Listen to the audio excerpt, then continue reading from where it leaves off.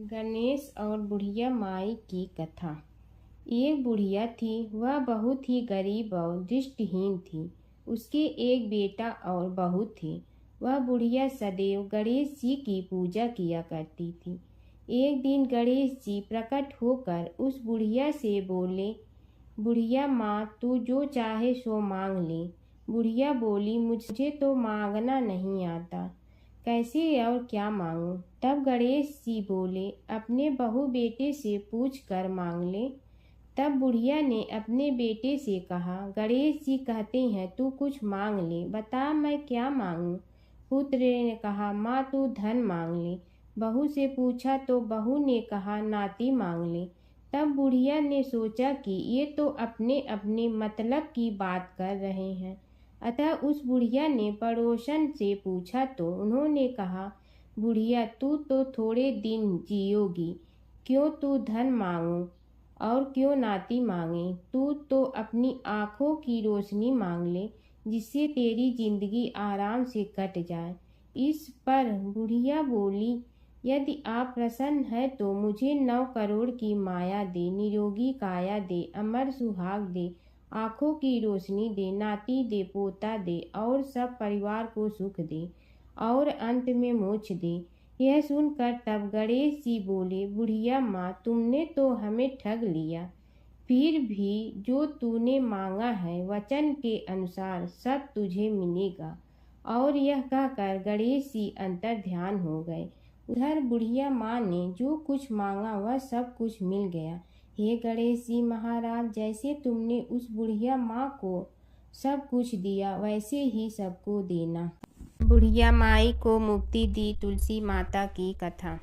एक बुढ़िया माई तुलसी जी को सींचती और कहती कि हे तुलसी माता, सत की दाता, मैं तेरा बिडला सींचती हूँ, मुझे बहू दे, पीताम्बर की धोती दे, मीठा मीठा घास दे, बैकुंठा में वास दे, चटक की चाल दे, पटक की मोत दे, चंदन का काठ दे, रानी सा राज दे, दाल भात का भोजन दे, 11 की मौत दे, कृष्ण जी का कंधा दे। तब तुलसी माता यह सुनकर सूखने लगी। तो भगवान ने पूछा कि हे तुलसी, तुम क्यों सूख रही हो। तुलसी माता ने कहा कि एक बुढ़िया रोज आती है और यही बात कह जाती है, मैं सब बात तो पूरा कर दूंगी, लेकिन कृष्ण का कंधा कहाँ से लाऊंगी। तो भगवान बोले, जब वो मरेगी तो मैं अपने आप कंधा दे आऊँगा, तू बुढ़िया माई से कह देना। जब बुढ़िया माई मर गई, सब लोग आ गए। जब माई को ले जाने लगे तो वह किसी से न उठी। तब भगवान एक 12 बरस के बालक का रूप धारण करके आए। बालक ने कहा, मैं कान में एक बात कहूँगा तो बुढ़िया माई उठ जाएगी। बालक ने कान में कहा, बुढ़िया माई मन की निकाल ले, पीताम्बर की धोती ले, मीठा मीठा घास ले, बैकुंठा का वास ले, चटक की चाल ले, पटक की मोत ले, कृष्ण जी का कंधा ले। यह सुनकर बुढ़िया माई हल्की हो गई। भगवान ने कंधा दिया और बुढ़िया माई को मुक्ति मिल गई। हे तुलसी माता, जैसे बुढ़िया माई को मुक्ति दी वैसे सबको देना। जमुना की कहानी। प्राचीन समय में एक गांव था जिसमें 2 बहनें रहा करती थी। एक बहन का नाम गंगा था तो दूसरी बहन का नाम जमुना था। एक बार दोनों बहनें एक साहूकार के खेत से गुजर रही थी तो जमुना ने 13 दाने जौ के तोड़ लिए, जिसे देख गंगा बोली कि तुझे तो ग्रहण लग गया, तूने चोरी की है। इस पर जमुना बोली कि अब मेरा ग्रहण कैसे धुलेगा। गंगा ने कहा कि तुझे 12 साल तक साहूकार के यहाँ नौकरी करनी पड़ेगी, तभी तेरा पाप धुलेगा और ग्रहण से मुक्ति मिलेगी। जमुना साहूकार के यहाँ नौकरी के लिए जाती है और अपने लिए काम मांगती है। साहूकार उसे काम पर रख लेता है, लेकिन काम करने से पहले जमुना उसे कहती है कि मैं सारे काम करूंगी लेकिन 4 काम नहीं करूंगी। जूठे बर्तन नहीं मांजूंगी, झाड़ू नहीं लगाऊंगी, बिस्तर नहीं बिछाऊंगी और दिया नहीं जलाऊंगी। 12 साल के बाद कुंभ का मेला लगा तो साहूकारनी भी कुंभ नहाने जाने लगी। यमुना ने उसे जाते देख कहा कि कुंभ के मेले में मेरी बहन गंगा मिलेगी तो उसे यह सोने का टक्का दे देना, इससे वह अपने हाथों में सुंदर चूड़ियां पहन लेगी। साहूकारनी ने कुंभ के मेले में गंगा को वह सोने का टका दे दिया। गंगा ने उनसे वह टका लेते हुए कहा कि मेरी बहन को कहना कि उसके 12 वर्ष पूरे हो गए हैं, अब वह वहां वापिस आ जा। साहूकार व साहूकारनी वापिस घर आए तब जमुना मटके में पानी भर रही थी। दोनों जमुना से बोले कि हमने सोने का वह टका तेरी बहन गंगा को दे दिया था और उसने कहा है कि तेरे 12 वर्ष पूरे हो गए हैं, इसलिए अब तुम वापिस जाओ। यह समाचार सुनते ही जमुना सहस्त्र धारा में बदल गई और बहने लगी। यमुना जी का यह रूप देखकर साहूकार और साहूकारनी परेशान हो गई थी। हमारे घर में जमुना माता ने काम किया, हमें तो अब ग्रहण लग गया है, हम यह ग्रहण कैसे उतारेंगे। जमुना भागकर गंगा माता के पास चली गई। गंगा ने जमुना से पूछा कि तुम साहूकारनी से कुछ कहकर आई हो या ऐसे ही बिना बताए आ गई। तब जमुना बोली कि मैं तो कुछ भी बताकर नहीं आई हूँ। गंगा ने कहा कि जा उन्हें धीरज दे आ, नहीं तो उन्हें जीवन भर असंतोष ही रहेगा। गंगा के कहने पर जमुना माता ने साहूकारनी को सपने में दर्शन दिए और कहा कि तुम दोनों उल्टे माथे क्यों पड़े हो, जाओ उठकर खाओ पियो। तब दोनों बोले कि हम कैसे उठे, हमें तो ग्रहण लगा है, क्योंकि हमने उल्टे सीधे और पता नहीं कितने नीच कार्य आपसे कराए हैं। तब यमुना जी बोली कि तुम्हें ग्रहण नहीं लगा है, ग्रहण तो मुझे लगा था कि मैंने तुम्हारे खेत से 13 दाने जौ के चुराए थे। मैं तो अपना ग्रहण उतारने तुम्हारे घर आई थी। मेरा ग्रहण तुम्हारे घर में 12 वर्ष तक रहने से उतर गया है और मेरी मुक्ति हो गई है। यमुना जी ने कहा कि तुम्हें कोई ग्रहण नहीं लगा है, उल्टे मेरे 12 वर्ष तक यहाँ रहने से तुम्हारी भी मुक्ति हो गई है। यह कहकर यमुना जी स्वप्न से चली गई। दोनों उठकर देखते हैं कि उनके घर में पहले से भी अधिक धन हो गया है। हे यमुना माता, जैसे आपने साहूकार व साहूकारनी की मुक्ति कराई, वैसे ही आप अपने सभी भक्तों की करना। नगर बसेरे की कहानी। किसी गांव में एक भाट व एक जाट रहता था। दोनों में घनिष्ठ मित्रता थी। एक बार जाट अपनी बहन के घर जाने को तैयार हुआ तो भाट अपनी ससुराल जाने को तैयार हुआ। दोनों साथ चल पड़े तो रास्ते में रुककर एक कुएं की मुंडेर पर बैठ गए। जाट ने भाट से कहा कि नगर बसेरा कर लेते हैं। इस पर भाट बोला कि तू ही नगर बसेरा कर ले, मैं तो अपनी ससुराल जा रहा हूँ, वहाँ खूब खातिर होगी मेरी, तू कर ले नगर बसेरा। जाट वहीं कुएं के पास बैठ पानी की घंटी और चावल का दाना लेकर नगर बसेरा करने लगा। नगर बसेरा करने के साथ जाट कहने लगा कि नगर बसेरा जो करे सो मल धोवे पाँव, ताता माड़ा तापसी देगी मेरी माँ, माँ देगी मावशी तेगी द्वारका का वास, मीठा मीठा घास वृंदावन का वास, 5 कुल्थी छठी रास, मेरी जीवड़ो श्री कृष्ण के पास, डालू पानी हो जाए घी, झट से निकल जाए मेरा जी। यह सब कर कर के वह जाट बहन के पास चल पड़ा। जाट की बहन ने भाई के आने पर उसकी खातिर की खीबूरा के साथ भाई को जिमाया। दोनों ने बैठकर ढेर सारी बातें की। इधर भाट अपने ससुराल पहुंचा तो वहां आग लगी हुई थी। आग बुझाने वह भी लग गया, जिसमें हाथ मुंह भी काले हो गए और खुद भी थोड़ा सुलझ गया। ना रोटी ना पानी के लिए ही किसी ने पूछा। एक पड़ोसन आई तो उसने भाट की सास को कहा कि जमाई आया है। जरा उस आओ भगत कर लो। बुढ़िया बोली कि सब कुछ तो जल गया है, अब कहाँ से आओ भगत करूं।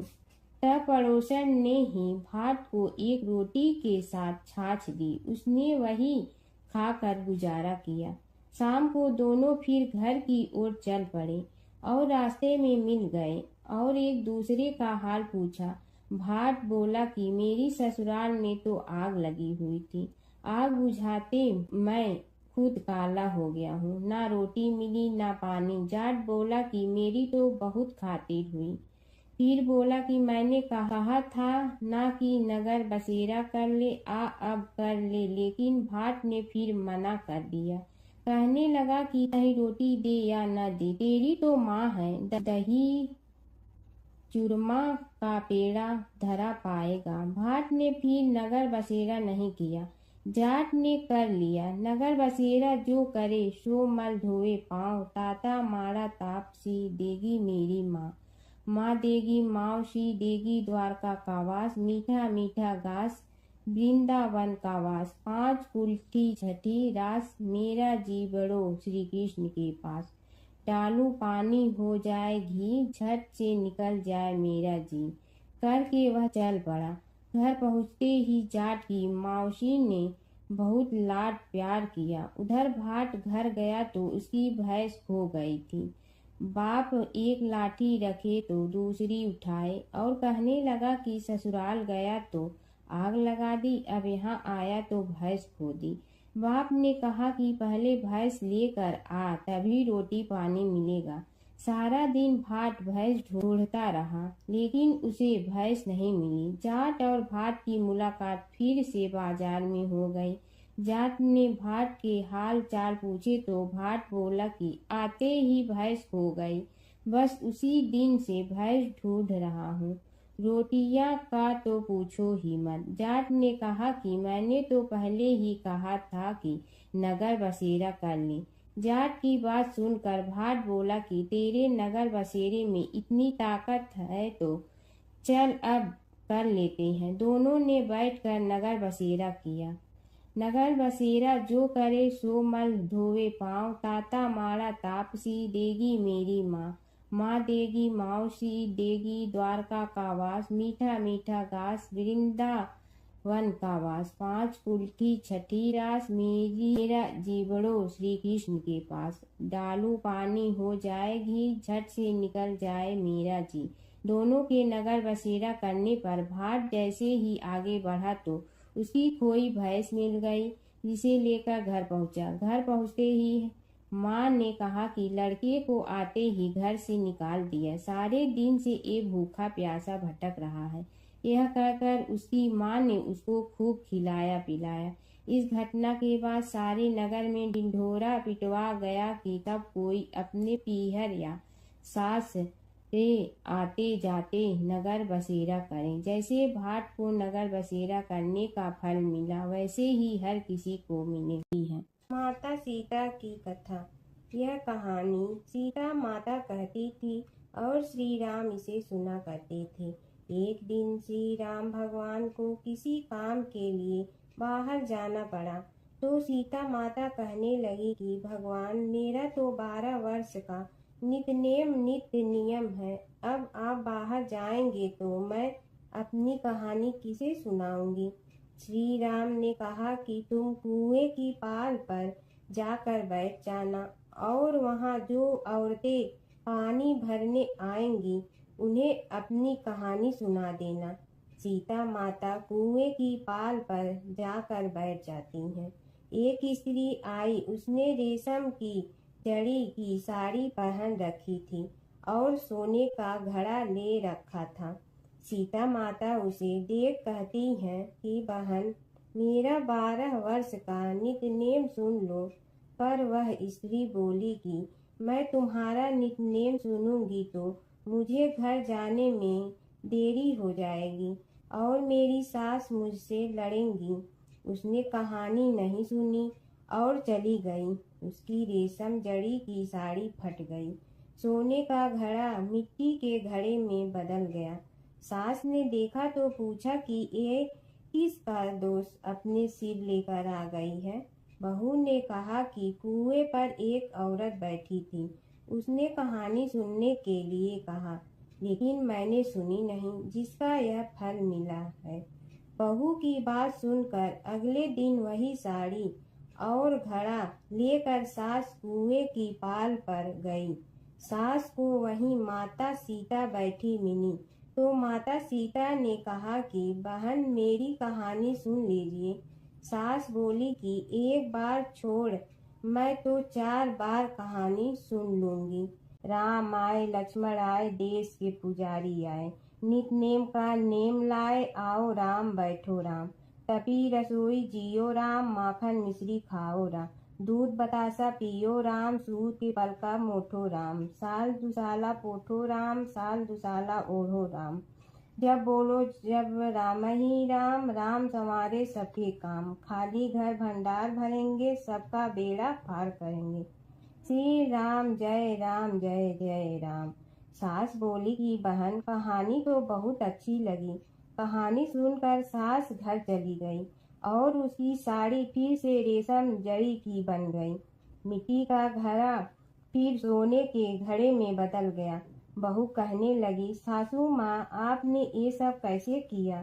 सास ने कहा कि बहू, तू दोष लगा के आई थी और मैं अब दोष उतार कर आ रही हूँ। बहू ने फिर पूछा कि वह कुएं वाली स्त्री कौन है? सास बोली कि वे सीता माता थी। वे पुराने से नया कर देती हैं, खाली घर में भंडार भर देती हैं। वह लक्ष्मी जी का वास घर में कर देती हैं। आदमी की जो भी इच्छा हो उसे पूरा कर देती हैं। बहू बोली कि ऐसी कहानी मुझे भी सुना दो। सास बोली कि ठीक है, तुम भी सुनो। और सास ने कहानी शुरू की। राम आए लक्ष्मण आए, देश के पुजारी आए, नित नेम का नेम लाए, आओ राम बैठो राम। तपी रसोई जियो राम, माखन मिश्री खाओ राम। दूध बतासा पियो राम, सूत के पल का मोठो राम। साल दुसाला पोठो राम, साल दुसाला ओढ़ो राम। जब बोलो जब राम ही राम, राम संवारे सबके काम। खाली घर भंडार भरेंगे, सबका बेड़ा पार करें। श्री राम जय राम जय जय राम।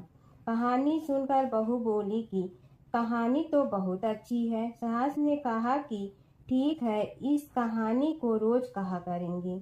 अब सास बहू रोज सवेरे उठती, नहाती धोती और पूजा करने के बाद नित नेम की सीता की कहानी कहती। एक दिन उनके यहाँ एक पड़ोस की औरत आई और बोली कि बहन, जरा सी आँच दे ना। तो वह बोली कि आज तो अभी हमने जलाई ही नहीं। पड़ोसन ने कहा कि तुम सुबह 4 बजे से उठकर क्या कर रही हो? फिर उन्होंने कहा कि सुबह उठकर हम पूजा करते हैं, फिर सीता माता की नित नेम की कहानी कहते हैं। पड़ोसन ने उसकी बात सुनकर फिर कहा कि सीता माता की कहानी कहने से तुम्हें क्या मिलता है? वे बोली कि इनकी कहानी कहने से घर में भंडार भर जाते हैं, सारे काम सिद्ध होते हैं, मन की इच्छा भी पूरी हो जाती है। पड़ोसन कहती है कि बहन, ऐसी कहानी तो मुझे भी सुना दो। फिर वह बोली कि ठीक है, तुम भी यह कहानी सुन लो। राम आए लक्ष्मण आए, देश के पुजारी आए, नित नेम का नेम लाए, आओ राम बैठो राम। सारी कहानी सुनने के बाद पड़ोसन कहने लगी, बहन, कहानी तो मुझे बहुत अच्छी लगी। अब वह पड़ोसन भी नित नेम सीता माता की कहानी कहने लगी। कहानी कहने से सीता माता ने पड़ोसन के भी भंडार भर दिए। अब तो पूरे मोहल्ले में नित नेम की कथा चल पड़ी। हर किसी की मनोकामना पूरी होने लगी। हे सीता माता, जैसे आपने उनके भंडार भरे, वैसे ही आप हमारे भी भंडार भरना, सबकी भरना, कहानी सुनने वाले के भी और कहानी कहने वाले के भी। प्राचीन काल की बात है। एक नगर में धर्मपाल नाम का एक निर्धन किंतु अत्यंत धर्मनिष्ठ व्यक्ति रहता था। वह न तो अधिक पूजा पाठ जानता था और न ही उसके पास धन था, परंतु उसके हृदय में भगवान विष्णु के प्रति अपार श्रद्धा थी। प्रतिदिन प्रातः स्नान कर भगवान विष्णु का स्मरण करता और तुलसी दल अर्पित करता। तब भी वह हरि नाम का जाप करता रहता। एक दिन किसी कारणवश वह पूजा न कर सका। मन में ग्लानि हुई और रात को उसने भगवान विष्णु से क्षमा याचना की। उसी रात उसे स्वप्न में विष्णु ने दर्शन दिए और कहा, हे भक्त, जो भी व्यक्ति श्रद्धा से मेरा स्मरण करता है मैं उसके सभी पाप हर लेता हूँ। भक्ति में विधि नहीं भाव प्रधान होता है। कुछ समय बाद धर्मपाल के जीवन की सभी कठिनाइयाँ दूर हो गई।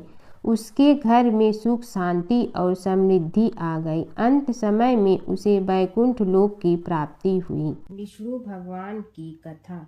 एक नगर में एक सेठ व एक सेठानी रहते थे और सेठानी रोज विष्णु भगवान की पूजा करती थी। सेठ को उसका पूजा करना बिल्कुल अच्छा नहीं लगता था। इसी वजह से एक दिन सेठ ने सेठानी को घर से निकाल दिया। घर से निकलने पर वह जंगल की ओर गई तो देखा 4 आदमी मिट्टी खोदने का काम कर रहे थे। उसने कहा कि मुझे नौकरी पर रख लो। उन्होंने उसे रख लिया, लेकिन मिट्टी खोदने से सेठानी के हाथों में छाले पड़ गए और उसके बाल भी उड़ गए। वह आदमी कहते हैं कि बहन, लगता है तुम किसी अच्छे घर की महिला हो। तुम्हें काम करने की आदत नहीं है। तुम एक काम रहने दो और हमारे घर का काम कर लिया करो। वह चारों आदमी उसे अपने साथ घर ले गए और वह 4 मुट्ठी अनाज लाते और सभी बांट कर खा लेते। एक दिन सेठानी ने कहा कि कल से 8 मुट्ठी अनाज लाना। अगले दिन वह 8 मुट्ठी अनाज लाए और सेठानी पड़ोसन से आग मांग लाई। उसने भोजन बनाया, विष्णु भगवान को भोग लगाया, फिर सभी को खाने को दिया। सारे भाई बोले कि बहन, आज तो भोजन बहुत स्वादिष्ट बना है। सेठानी ने कहा कि भगवान का जूठा है तो स्वाद तो होगा ही। सेठानी के जाने के बाद सेठ भूखा रहने लगा और आस पड़ोस के सारे लोग कहने लगे कि ये तो सेठानी के भाग्य से खाता था। एक दिन सेठ अपनी सेठानी को ढूंढने चल पड़ा। उसने ढूंढते हुए वह भी उस जंगल में पहुंच गया जहां वह चारों आदमी मिट्टी खोद रहे थे। सेठ ने उन्हें देखा तो कहा कि भाई, मुझे भी काम पर रख लो। उन आदमियों ने उसे काम पर रख लिया, लेकिन मिट्टी खोदने से उसके भी हाथों में छाले पड़ गए और बाल उड़ने लगे। उसकी यह हालत देख चारों बोले कि तुम्हें काम की आदत नहीं है, तुम हमारे साथ चलो और हमारे घर में रह लो। सेठ उन चारों आदमियों के साथ उनके घर चला गया और जाते ही उसने सेठानी को पहचान लिया, लेकिन सेठानी घूंघट में थी तो सेठ को देख नहीं पाई। सेठानी ने सभी के लिए भोजन तैयार किया और हर रोज की भांति विष्णु भगवान को भोग लगाया। उसने उन चारों भाइयों को भोजन परोस दिया, लेकिन जैसे ही वह सेठ को भोजन देने लगी तो विष्णु भगवान ने उसका हाथ पकड़ लिया। भाई बोले कि बहन, ये तुम क्या कर रही हो? वह बोली, मैं कुछ नहीं कर रही हूँ, मेरा हाथ तो विष्णु भगवान ने पकड़ लिया है। भाई बोले, हमें भी विष्णु भगवान के दर्शन कराओ। उसने भगवान से प्रार्थना की तो विष्णु जी प्रकट हो गए। सभी ने दर्शन किए। सेठ ने सेठानी से क्षमा मांगी और सेठानी को साथ चलने को कहा। भाइयों ने अपनी बहन को बहुत सा धन देकर विदा किया। जब सेठानी के साथ सेठ भी भगवान विष्णु की पूजा करने लगा और उनके परिणाम से उनका घर अन्न धन से भर गया। कीड़ी नगरा सींचने की कहानी। एक गांव में एक बुढ़िया माई रहती थी। उसके 2 बेटे तथा बहू भी थे। बुढ़िया माई भगवान श्री हरि विष्णु की परम भक्त थी। अपना जीवन दान धर्म पुण्य कार्य कर्मों में लगाती थी, परंतु बुढ़िया माई कभी भी मंदिर और सत्संग में व तीर्थ स्थानों पर नहीं जाती थी। एक बार गांव में भागवत कथा हो रही थी। बेटे ने कहा, माँ, आप सारा दिन घर में रहती हैं, आप मंदिर में भागवत कथा सुनने क्यों नहीं जाती? बुढ़िया माई ने बेटे का मन रखने के लिए कह दिया कि आज जाऊंगी। परंतु नहीं गई। ऐसा करते करते 6 दिन निकल गए। बुढ़िया माई के बेटे ने कहा, माँ आज अंतिम दिन है, आज तो कथा सुनने आपको जाना ही पड़ेगा। सारा दिन घर का काम करके बुढ़िया माई ने जाते जाते इतनी देर कर दी कि अंतिम दिन की भागवत कथा भी समाप्त हो गई। भगवान श्री हरि विष्णु सन्यासी का रूप धारण करके बुढ़िया माई के पास आए और बोले, बुढ़िया माई तुम कहाँ जा रही हो? बुढ़िया माई ने कहा, मैं भागवत कथा सुनने जा रही हूँ। तब सन्यासी रूपधारी भगवान श्री हरि विष्णु ने कहा, अब इतनी देर से क्यों जा रही हो? वहाँ तो अब कथा समाप्त हो गई है, अब वहाँ जाकर क्या करोगी? बुढ़िया माई ने कहा, अब घर से निकली हूँ तो जाकर ही रहूँगी। सब सन्यासी रूपधारी भगवान श्री हरि विष्णु ने कहा कि अब कथा समाप्त हो गई, भक्त लोग भी अपने अपने घर चले गए, अब तुम वहाँ से क्या लाओगी? तो बुढ़िया माई बोली, कुछ नहीं तो मैं वहाँ से एक ईंट ही उठा लाऊंगी। तो सन्यासी रूपधारी भगवान श्री हरि विष्णु बोले, तुम वहाँ से मिट्टी की ईंट लाओगी, उसके बदले में मैं तुम्हें एक सोने की ईंट दे देता हूँ। बुढ़िया माई ने ईंट ले ली और घर की तरफ चल पड़ी और विचार करने लगी कि यदि यह ईंट मैं घर लेकर जाऊंगी तो बेटे बहू झगड़ने लगेंगे, इसीलिए घर के आंगन में बाहर ही बुढ़िया माई ने वह ईंट जमीन में गाड़ दी। परंतु अब बुढ़िया माई का ध्यान उस ईंट पर ही रहने लगा। खाने पीने घर के काम करने में सदैव बुढ़िया माई अपना ध्यान सोने की ईंट पर ही लगाई रखती। बेटे बहू ने पूछा, माँ पूरे दिन घर के आंगन में क्या करती रहती हो? तो बुढ़िया माई ने कहा, मैं आने जाने वाले को देखती रहती हूँ। एक दिन बुढ़िया माई मर गई। यमराज के दूत बुढ़िया माई को लेने आए। बुढ़िया माई को लेकर धर्मराज जी के पास पहुँचे और धर्मराज जी को सारी बात बतलाई। धर्मराज जी ने बुढ़िया माई को कुतिया की योनि दे दी और कुतिया उसी पेड़ के नीचे बैठी रहती। बुढ़िया माई की बहू ने कहा, इस कुतिया को यहाँ से भगाओ, नहीं तो यह बच्चों को काट जाएगी। तो उसके बेटे ने उसकी पीठ पर एक लकड़ी मारी और बुढ़िया माई मर गई और को सर्प की योनि मिली। आंगन में सर्प को देखकर बेटे बहू ने किसी को काट नहीं जाए इसी डर से मार दिया। फिर बुढ़िया माई मरकर धर्मराज जी के पास पहुंची। बुढ़िया माई कीड़ी का रूप धारण करके उस आंगन में कीड़ी नगरा बना लिया। आंगन में कीड़ी नगरा हो गया। घर वाले बहुत परेशान हुए। घर वाले भोजन भी नहीं बना रहे थे और मन ही मन होने का स्मरण करने लगे। तब भगवान श्री हरि विष्णु सन्यासी का रूप धारण करके आए और बोले कि कुछ खाने को दे दो। तो घरवाले ने कहा, महाराज हमारे खाने को भी कुछ नहीं बनाया, क्योंकि हमारे घर में कीड़ी नगरा हो गया है, आप ही इसका कुछ उपाय बतलाइए। तब महाराज जी ने आंगन में खोदा और सोने की 28 निकाली और दोनों बेटों को दे दी और कहा, तुम्हारी माँ के नाम से दान पुण्य करना, धर्मशाला बनवाना, स्कूल बनवाना, प्याऊ लगवाना, गौशाला में गाय के चारे खाने की व्यवस्था करना। परंतु दोनों बेटे आपस में झगड़ने लगे कि तू दान कर, तू दान कर। किसी ने बुढ़िया माई के नाम से कोई दान नहीं किया और कीड़ी नगरा वहाँ उसी स्वरूप में स्थापित रहा। कुछ दिन बाद सन्यासी वापस आया और बुढ़िया माई के बेटों ने भगवान स्वरूपधारी सन्यासी महाराज से कहा कि हमारी घर की हालत वैसी की वैसी है, कीड़ी नगरा तो वैसे का वैसा ही है। तब साधु रूपधारी सन्यासी महाराज ने कहा, वह सोने के ईंट के टुकड़े लाओ और उन्हें बेचकर उनसे जो भी धन मिले उसे तुम्हारी माँ के नाम से दान पुण्य करो। इस कीड़ी नगरा पर शक्कर और आटा डालो। तुम ऐसा करोगे तो तुम्हारी माँ को मोक्ष प्राप्ति होगी। और उनके घर से कीड़ी नगरा चला गया।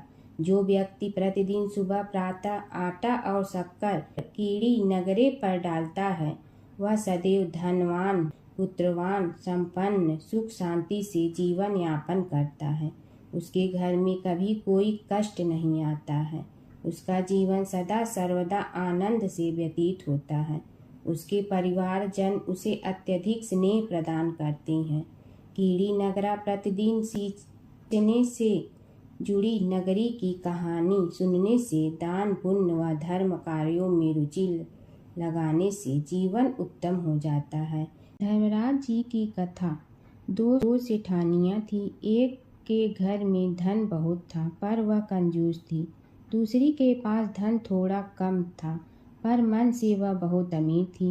रोज सवेरे उठती, गंगा स्नान करती, तुलसी माता, बड़ पीपल सींचने, भगवान के मंदिर जाके पूजा करती। धर्मराज सूरज भगवान की कहानी सुनती, भगवान के भोग लगाकर अतिथि को जिमाती, गाय कुत्ता के लिए ग्रास निकालती। दूसरी सेठानी इस धर्मात्मा को देखकर हंसती और कहती, पता नहीं दिन भर क्या करती रहती है।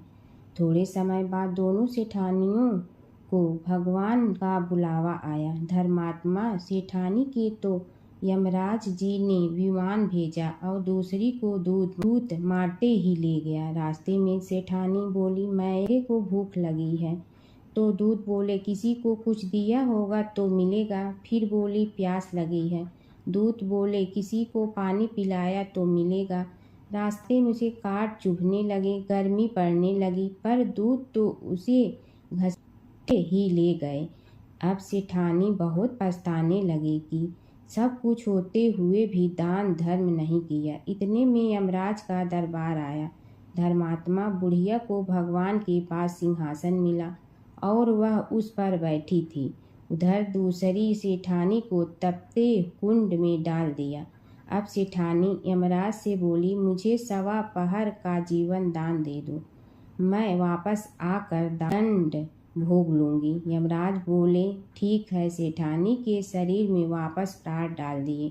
संसार में आते ही पंडितों को बुलाकर सेठानी ने धर्मराज की कथा सुनी, सब तरह से धर्म किया। इतने में समय पूरा हो गया। अब की बार विमान आया। 1.25 पहर के दान धर्म से सेठानी को स्वर्ग मिला। धर्मराज जी की परम भक्त पोपा बाई की कथा। एक गांव में एक पोपा बाई रहती थी। जब वह 5 साल की थी तभी से वह नियम से धर्मराज जी व्रत की कथा सुनती थी और व्रत करती थी। एक दिन उसने अपने भाई व भाभी से कहा कि मैं शादी नहीं करूंगी। अब मैं अपना समय भगवान की पूजा अर्चना में ही बिताना चाहती हूँ।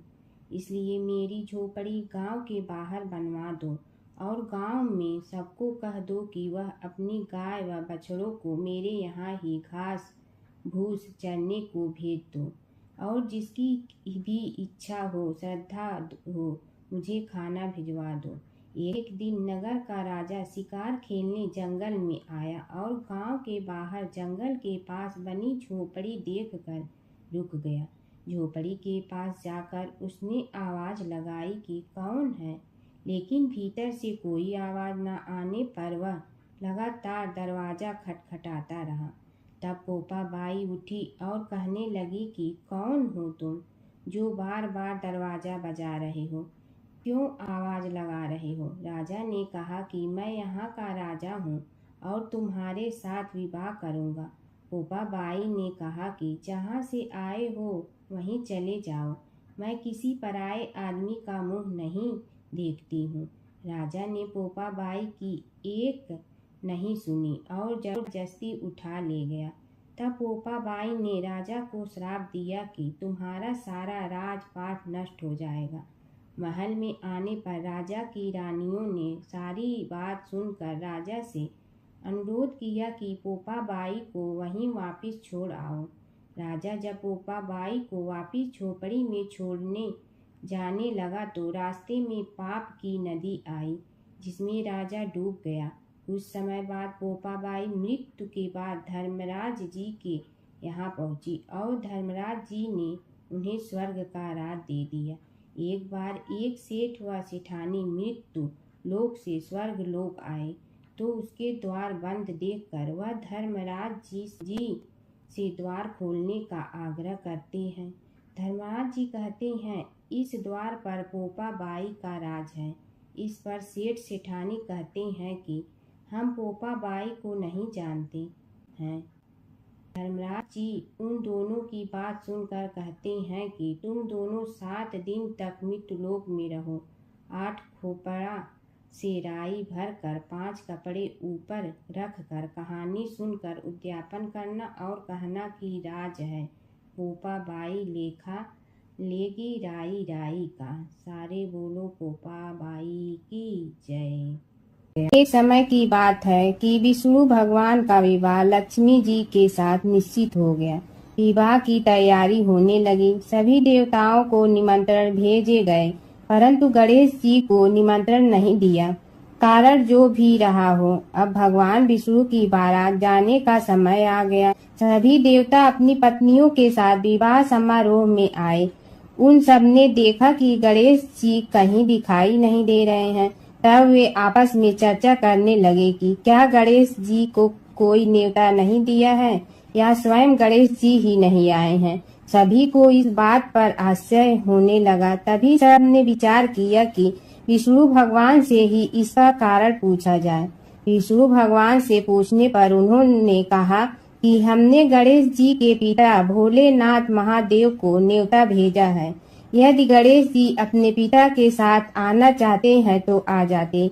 अलग से न्योता देने की कोई आवश्यकता भी नहीं थी। दूसरी बात यह है कि उनको 1.25 मन मूंग, 1.25 मन चावल, 1.25 मन घी और 1.25 मन लड्डू का भोजन दिन भर में चाहिए।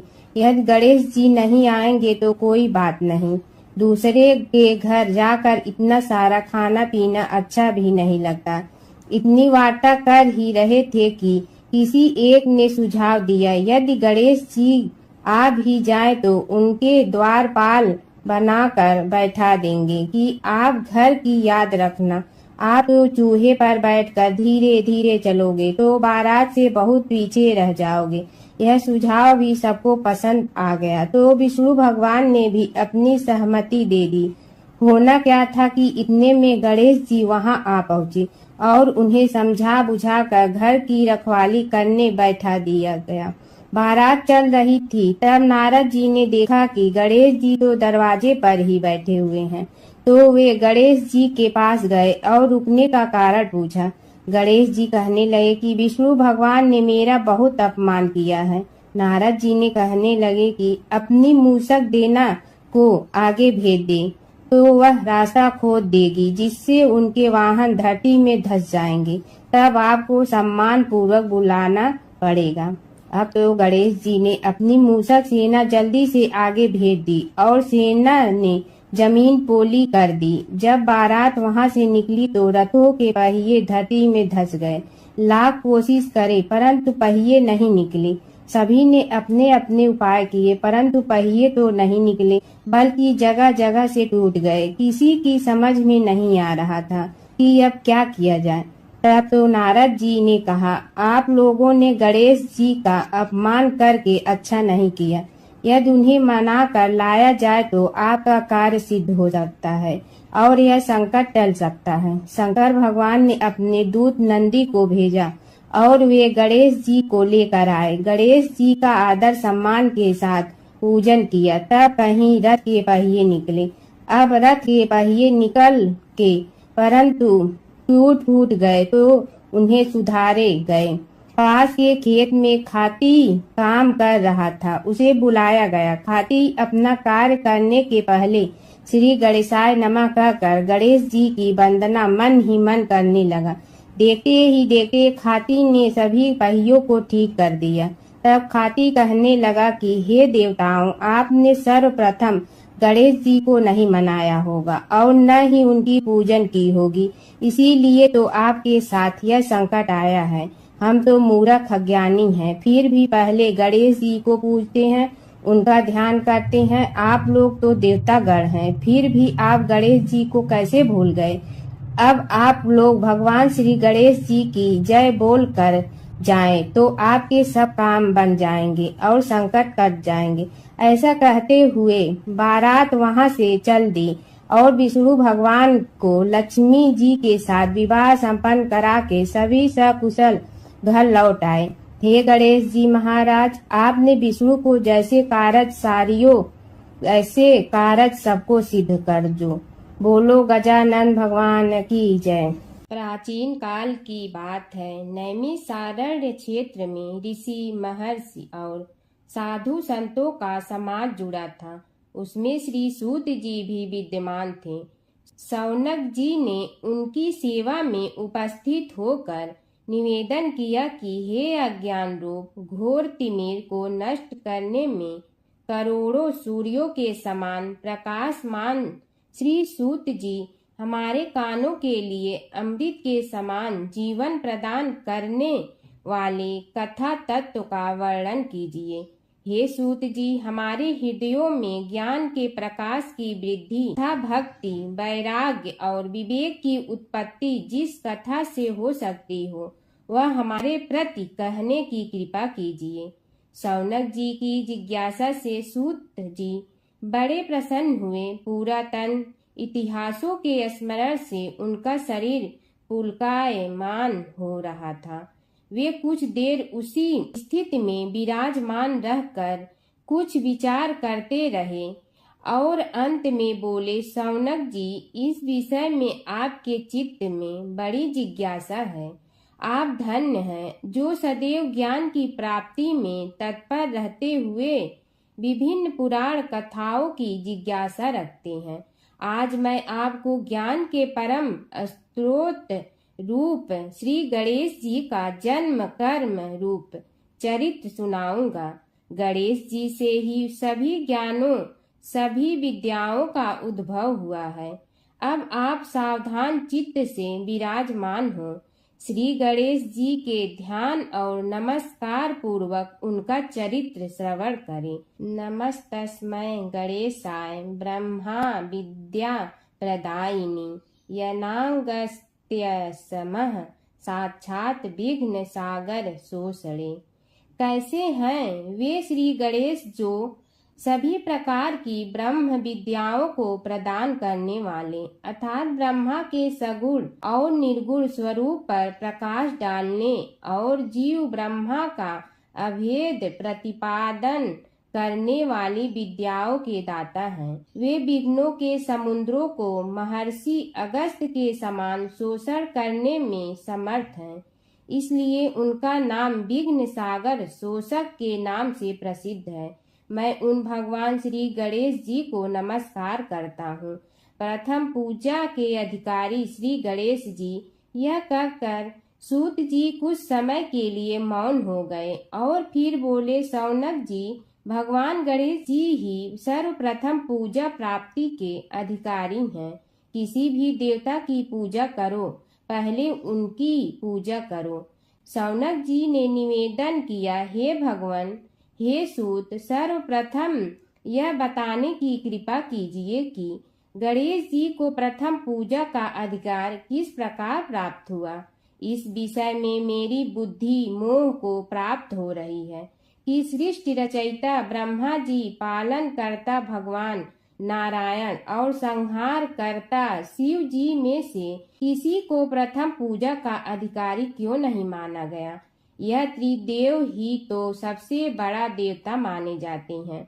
सूत जी ने कहा, शौनक जी, यह भी एक रहस्य ही है।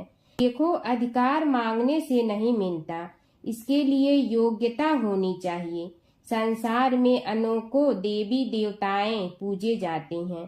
पहले जो जिसका इष्ट देव होता है वह उसी की पूजा किया करता है। इससे बड़े देवताओं के महत्व में कमी आने की आशंका उत्पन्न हो गई। इस कारण देवताओं में परस्पर विवाद होने लगा। वे उसका निर्णय प्राप्त करने के लिए शिव जी के पास पहुँचे और प्रणाम करके पूछने लगे, प्रभु, हम सब में प्रथम पूजा का अधिकारी कौन है। शिव जी सोचने लगे कि किसे प्रथम पूजा का अधिकारी माने। तभी उन्हें एक युक्ति सूझी। बोले, देवगण, इसका निपटारा बातों से नहीं तथ्यों से होगा। इसके लिए एक प्रतियोगिता रखनी होगी। शिव की परिक्रमा करने की प्रतियोगिता। देवगण उनका मुख देखने लगे, शंकित हृदय से सोचने लगे कि कैसी प्रतियोगिता रहेगी। यह शिव जी ने उनके मन के भाव ताड़ लिए, इसलिए सांत्वना भरे शब्दों में बोले, घबराओ मत, कोई कठिन परीक्षा नहीं ली जाएगी। बस इतना ही कि सभी अपने अपने वाहनों पर चढ़कर संसार की परिक्रमा करो और फिर यहाँ लौट आओ।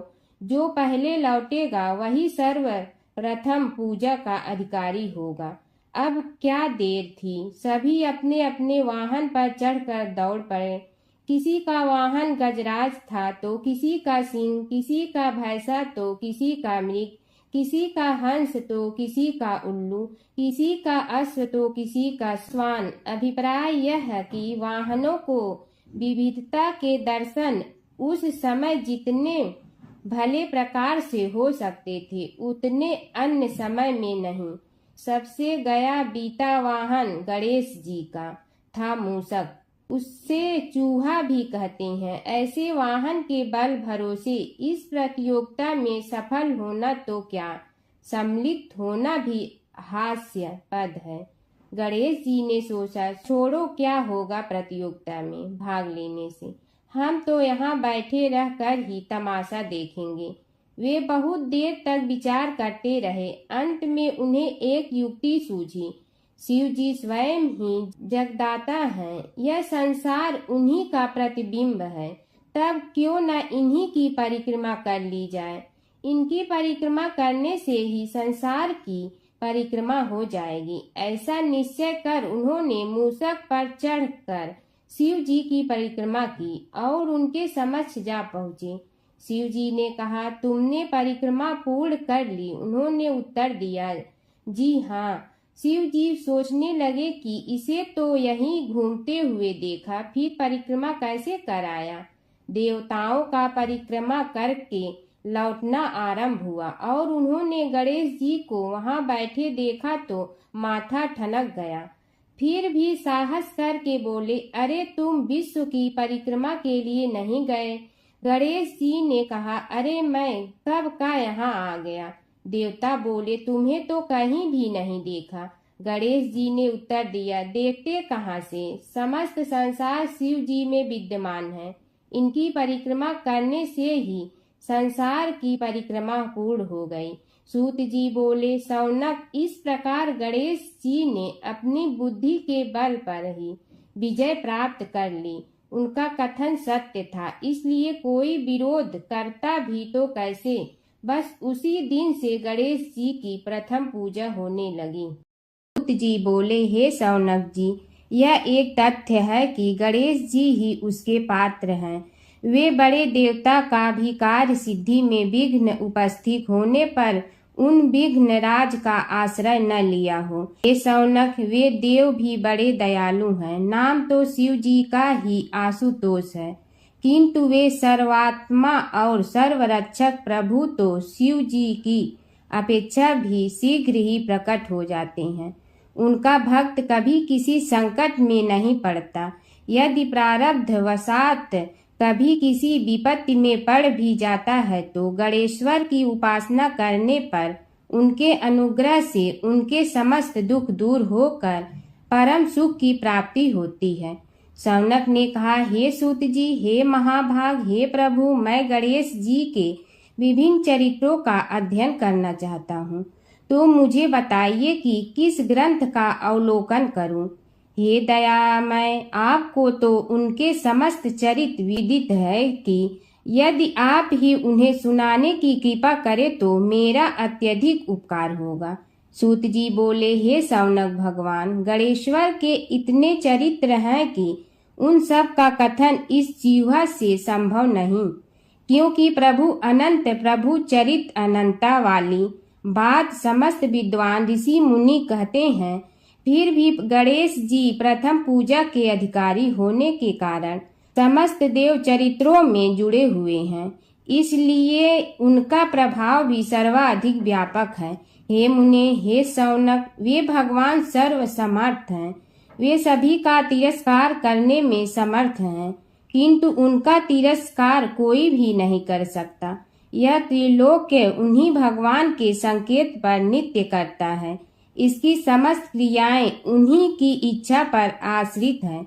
हे शौनक, भगवान गणेश्वर स्वयं कहते हैं, शिवे विष्णु च शक्तौ च सूर्ये मयि निराधिपयो भेद बुद्धियोगः स सम्य योगो मतो मम।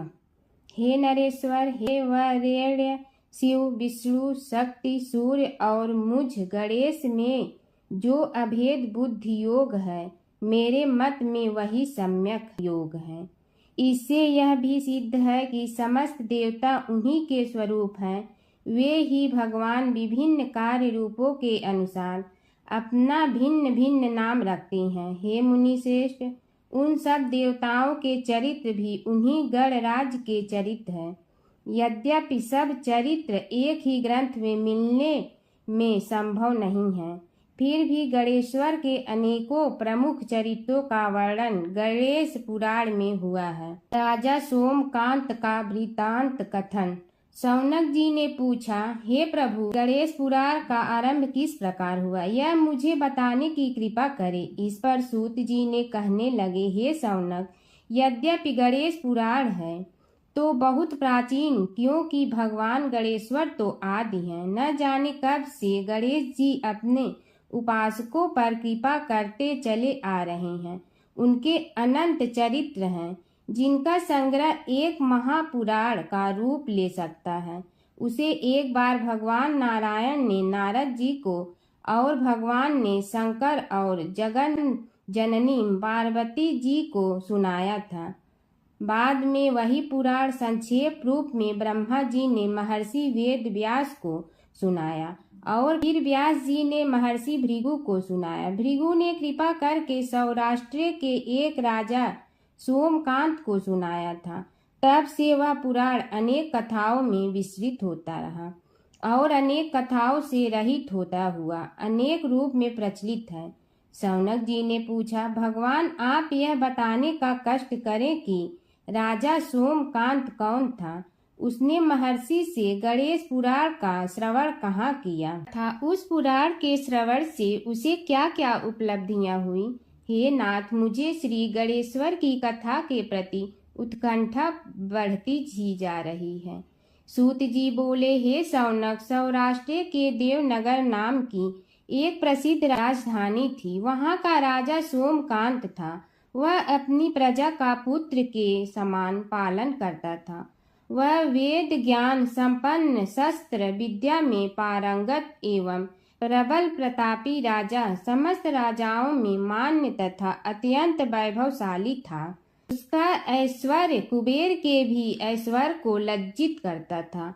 उसने अपने पराक्रम से अनेकों देश जीत लिए थे। उसकी पत्नी अत्यंत रूपवती, गुणवती, धर्माज्ञा एवं पतिव्रत धर्म का पालन करने वाली थी। वह सदैव अपने प्राणनाथ की सेवा में लगी रहती थी। उसका नाम सुधर्मा था। जैसे वह प्रतिव्रता थी, वैसे ही राजा भी एक पत्नी व्रता का पालन करने लगा। उसके हेमकांत नामक एक सुंदर पुत्र था। वह भी सभी विद्याओं का ज्ञाता और अस्त्र शस्त्रादि के अभ्यास में निपुण हो गया था। यह सभी श्रेष्ठ लक्षणों से संपन्न, सद्गुणी एवं प्रजा जनों के हितों का अत्यंत पोषक था।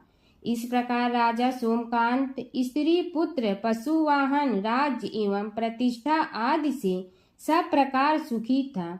उससे दुख तो था ही नहीं। सभी राजागण उसका हार्दिक सम्मान करते थे तथा उसकी श्रेष्ठ कीर्ति भी संसार व्यापी थी। परंतु युवा अवस्था के अंत में सोमकांत को घृणित कोष्ठ रोग हो गया।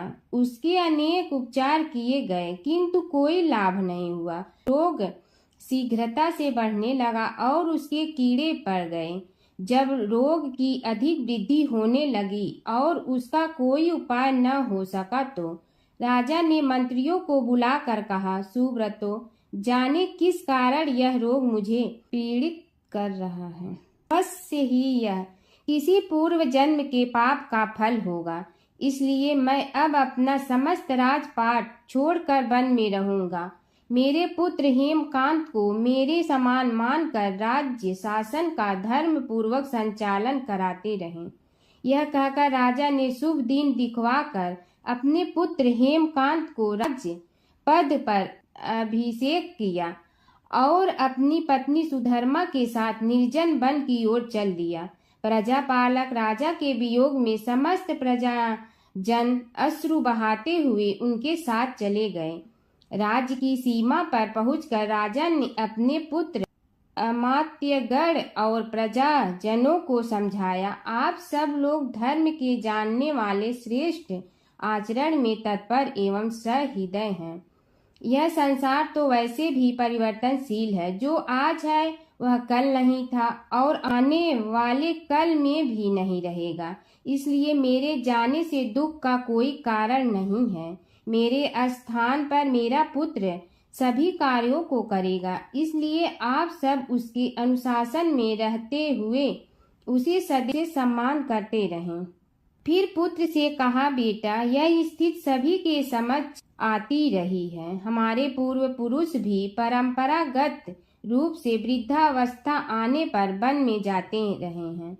मैं कुछ समय पहले ही वन में जा रहा हूँ, तो कुछ पहले या पीछे जाने में कोई अंतर नहीं पड़ता। यदि कुछ वर्ष बाद जाऊं तब भी मोह का त्याग करना ही होगा। इसलिए हे वत्स, तुम दुखित मत हो और मेरी आज्ञा मानकर राज्य शासन को ठीक प्रकार चलाओ। ध्यान रखना, क्षत्रिय धर्म का कभी त्याग न करना और प्रजा को सदा सुखी रखना। इस प्रकार राजा सोमकांत ने सभी को समझा बुझाकर वहां से वापस लौट आया और स्वयं अपनी पतिव्रता भार्या के साथ वन में प्रवेश किया। पुत्र हेमकांत के आग्रह से उसने सुबल और ज्ञान गम्य नामक 2 आत्माओं को भी साथ ले लिया। उन सब ने एक समतल एवं सुंदर स्थान देखकर वहां विश्राम किया। तभी उन्हें एक मुनि कुमार दिखाई दिया। राजा ने उससे पूछा, तुम कौन हो, कहाँ रहते हो? यदि उचित समझो तो मुझे बताओ। मुनि बालक ने कोमल बाड़ी में कहा, मैं महर्षि भृगु का पुत्र हूँ। मेरा नाम च्यवन है। हमारा आश्रम निकट में ही है। अब आप भी अपना परिचय दीजिए। राजा ने कहा, मुनि कुमार, आपका परिचय पाकर मुझे बड़ी प्रसन्नता हुई। मैं सौराष्ट्र के देवनगर नामक राज्य का अधिपति रहा हूँ।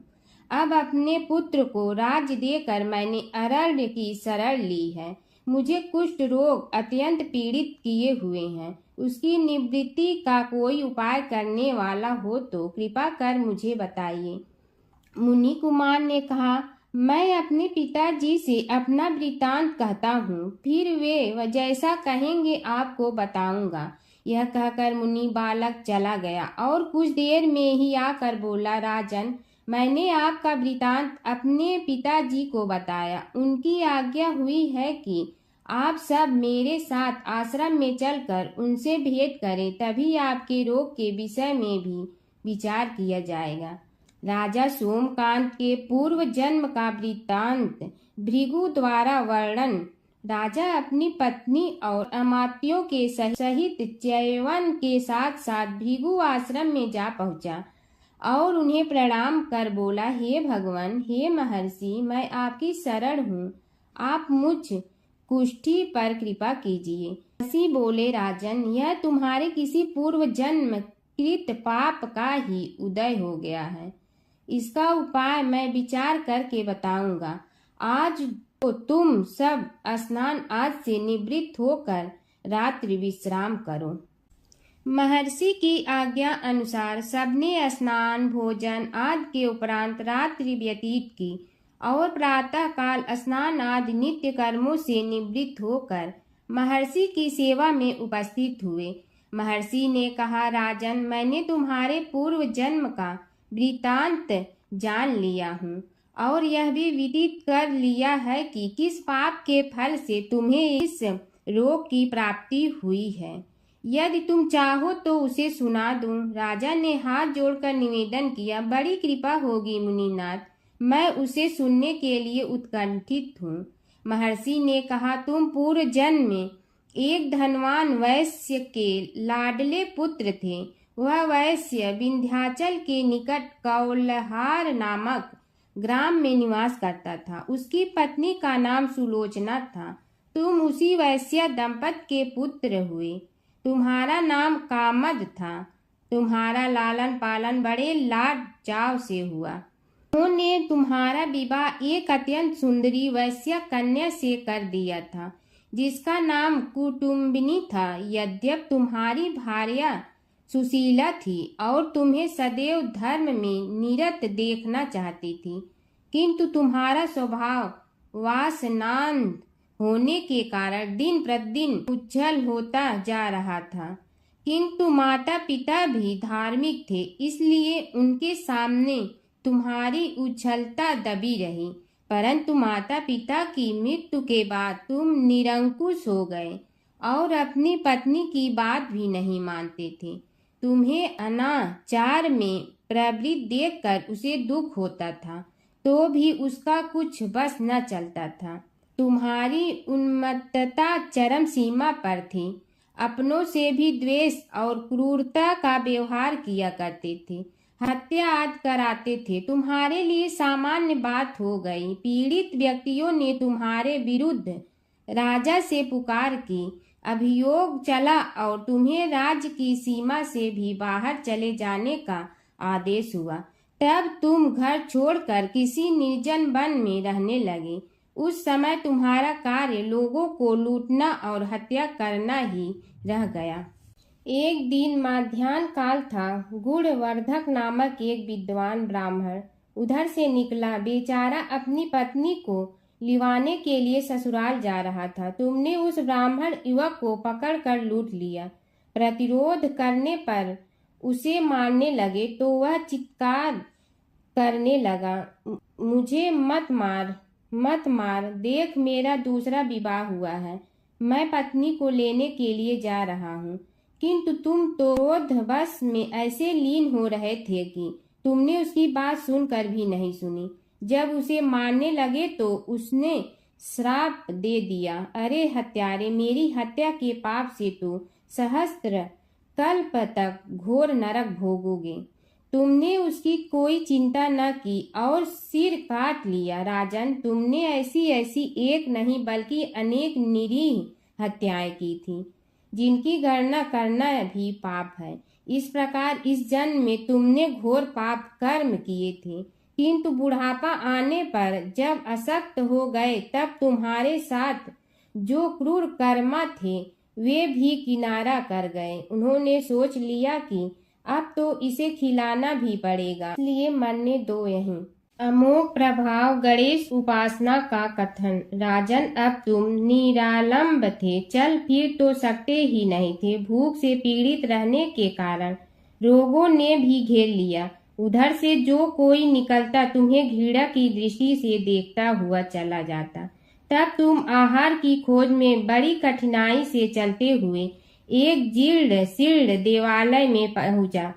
उसमें भगवान गणेश्वर की प्रतिमा विद्यमान थी। तब न जाने किस पुण्य के उदय होने से तुम्हारे मन में गणेश जी के प्रति भक्ति भाव जागृत हुआ।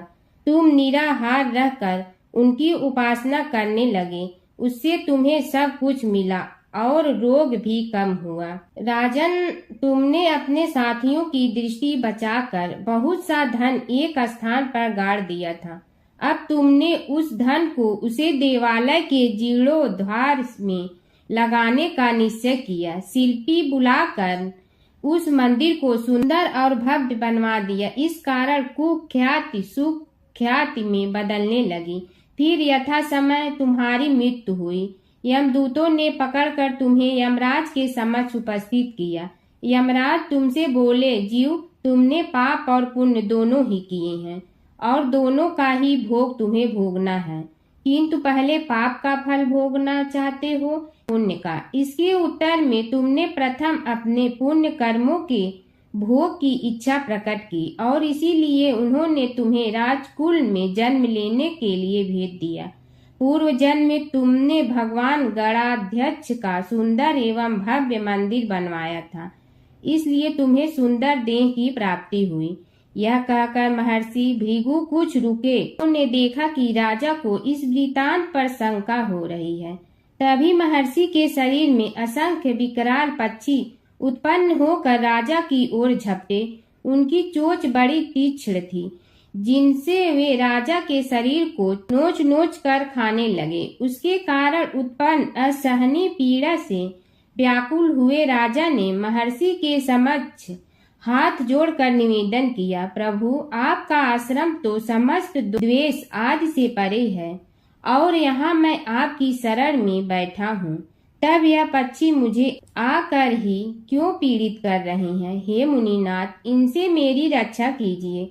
महर्षि ने राजा के अंतर्वचन सुनकर सांत्वना देते हुए कहा, राजन, तुमने मेरे वचनों में शंका की थी और जो मुझ सत्यवादी के कथन में शंका करते हैं उसे खाने के लिए मेरे शरीर से इसी प्रकार पक्षी प्रकट हो जाते हैं, जो कि मेरे हुंकार करने पर भस्म हो जाया करते हैं।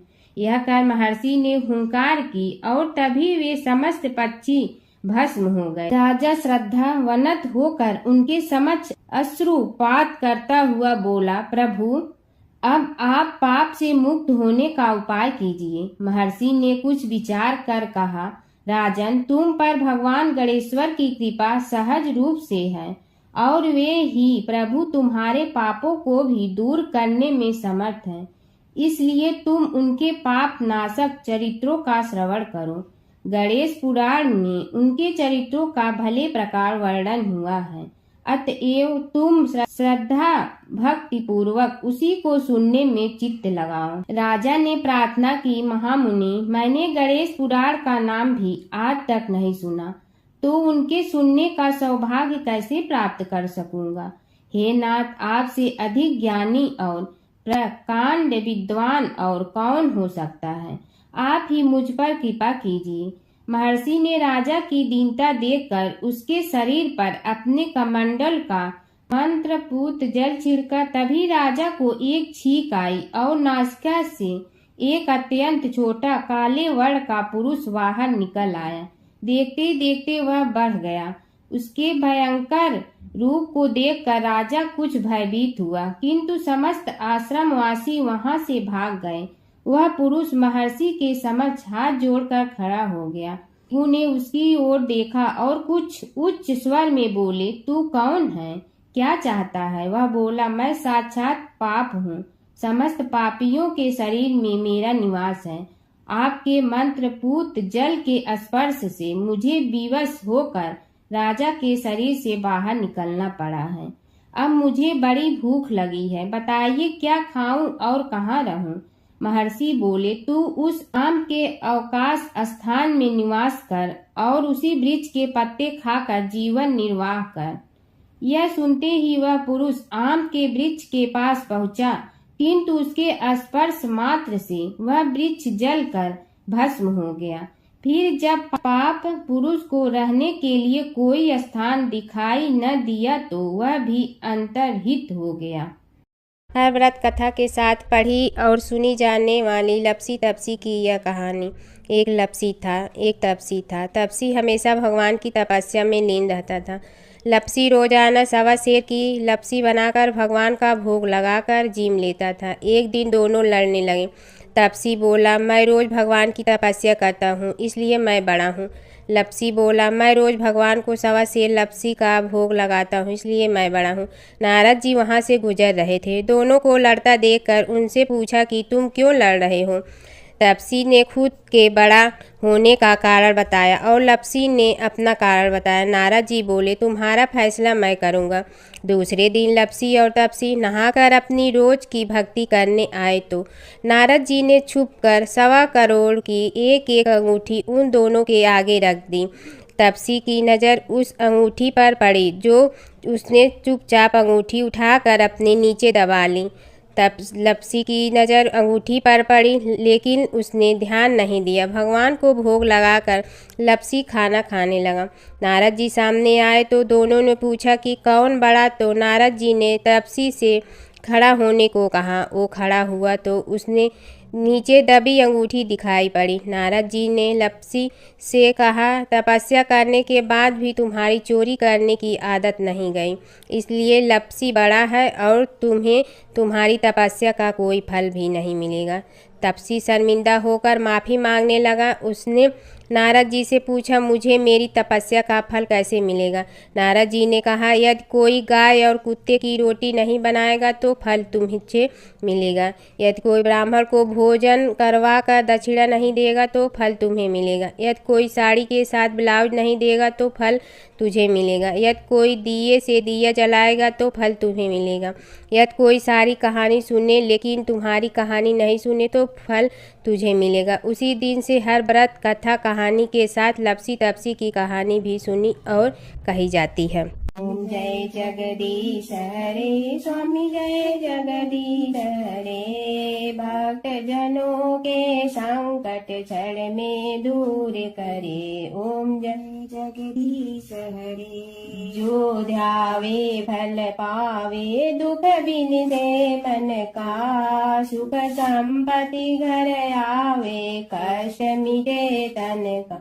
ओम जय जगदीश हरे, मात पिता तुम मेरे, शरण कहूँ किसकी, तुम विनय और न दूजा, आस करूँ जिसकी। ओम जय जगदीश हरे, तुम पूर्ण परमात्मा, तुम अंतर्यामी, पार ब्रह्म परमेश्वर, तुम सबके स्वामी। ओम जय जगदीश हरे, तुम बिंदा के सागर, तुम पालन करता, मैं मूरख कल काम, कृपा करो भरता। ओम जय जगदीश हरे, तुम हो ये कय गोचर, सबके प्राणपति, किस विधि मिलूं दया में, तुमको मैं कुमति। ओम जय जगदीश हरे, दीन बंधु दुख हरता, तुम रक्षक मेरे, अपने हाथ उठाओ द्वार पड़ा तेरे। ओम जय जगदीश हरे, विषय विकार मिटा, पाप हरो देवा, श्रद्धा भक्ति बढ़ाओ, संतन की सेवा। ओम जय जगदीश हरे, तन मन धन सब तेरा, स्वामी सब कुछ है तेरा, तेरा तुझको अर्पण क्या लागे मेरा। ओम जय जगदीश हरे, जय जगदीश हरे, स्वामी जय जगदीश हरे, भक्त जनों के संकट क्षण में दूर करे। ओम जय जगदीश हरे, स्वामी जय जगदीश हरे।